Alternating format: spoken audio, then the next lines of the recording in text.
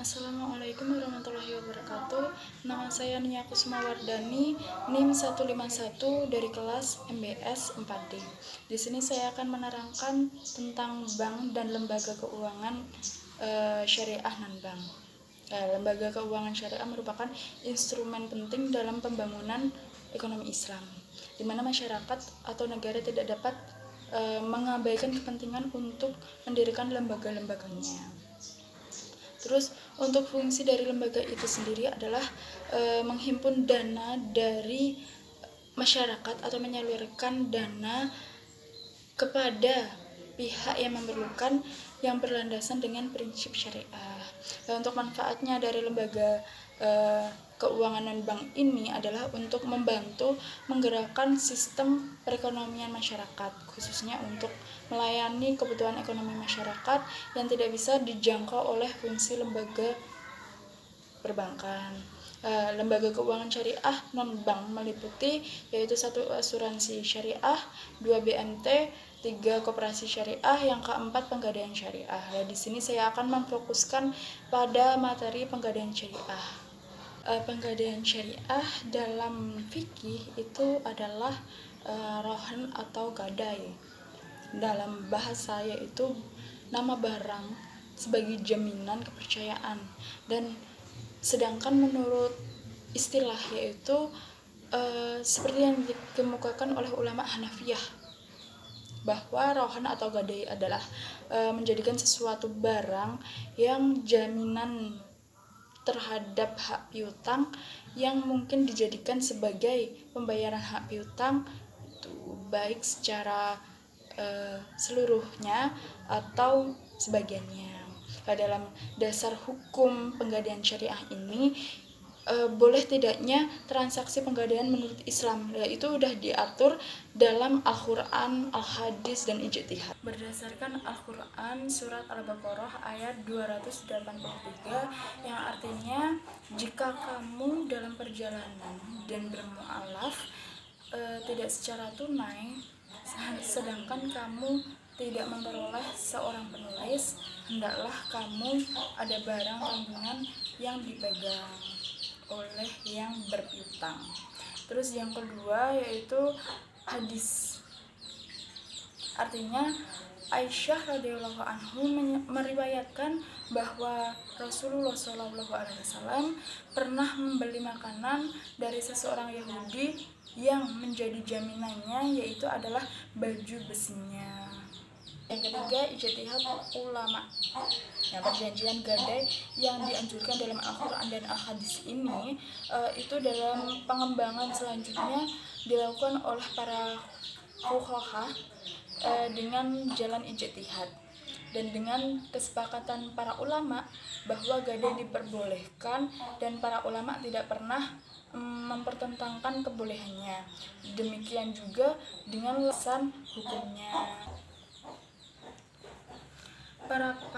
Para pakar fikih menjelaskan bahwa peristiwa Rasulullah SAW dalam penggadaian baju besinya itu adalah suatu peristiwa pertama kali dalam Islam yang dilakukan oleh Rasulullah itu sendiri.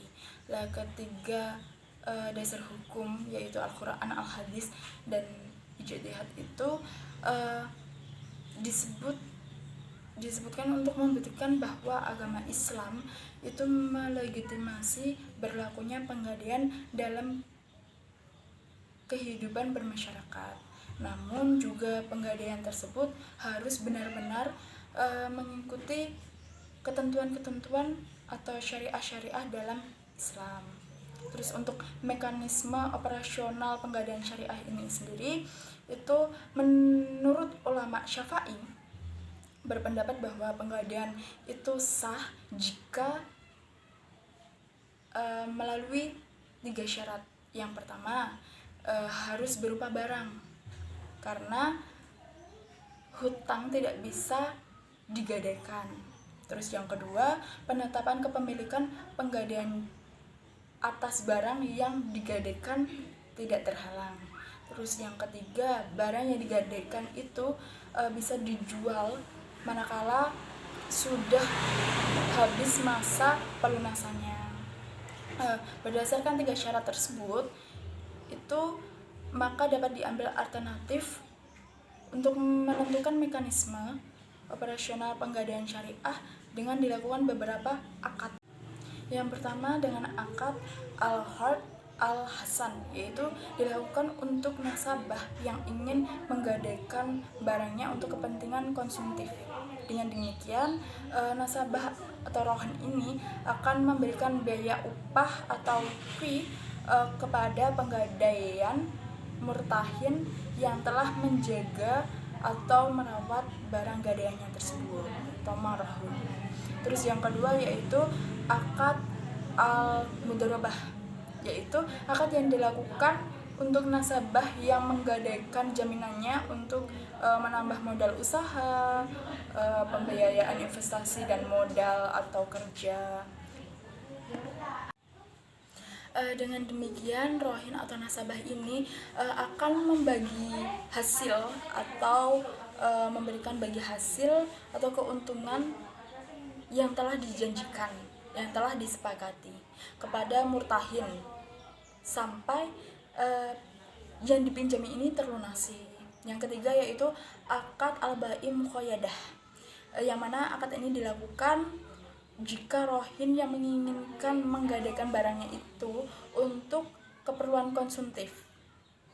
Artinya dalam menggadaikan, rohin tersebut menginginkan modal kerja bahwa pembelian barang, sedangkan barang jaminan yang dapat dimanfaatkan tidak dapat dimanfaatkan oleh rohin atau mustahin. Dengan demikian murtahin akan memerlukan barang yang sesuai dengan keinginan rohin, atau rohin akan memberikan markup kepada murtahin sesuai dengan kesepakatannya. Terus yang selanjutnya ini adalah penggadaian syariah, persamaan dan perbedaan penggadaian syariah dengan penggadaian konvensional. Yang pertama, persamaannya itu adalah hak gadai sama-sama atas pinjaman uang. Yang kedua, sama-sama tidak boleh mengambil manfaat barang gadai. Terus yang ketiga, biaya barang yang digadaikan sama-sama ditanggung oleh pembeli gadai. Terus untuk perbedaannya adalah yang pertama, dalam rohan tidak ada istilah bunga. Terus yang kedua, dalam gadai konvensional, hak gadai hanya dilakukan pada benda yang tidak bergerak. Sedangkan dalam hukum Islam, rohan berlaku pada seluruh benda, baik itu benda bergerak maupun benda tidak bergerak. Terus yang ketiga,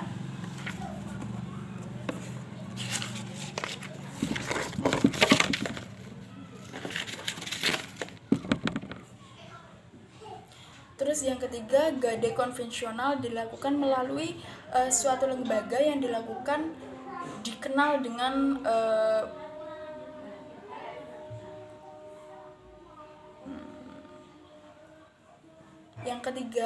gadai konvensional ini dilaksanakan melalui suatu lembaga yang dilakukan atau yang dikenal dengan perum penggadaian. Rohan menurut Islam dilaksanakan tanpa melalui suatu lembaga.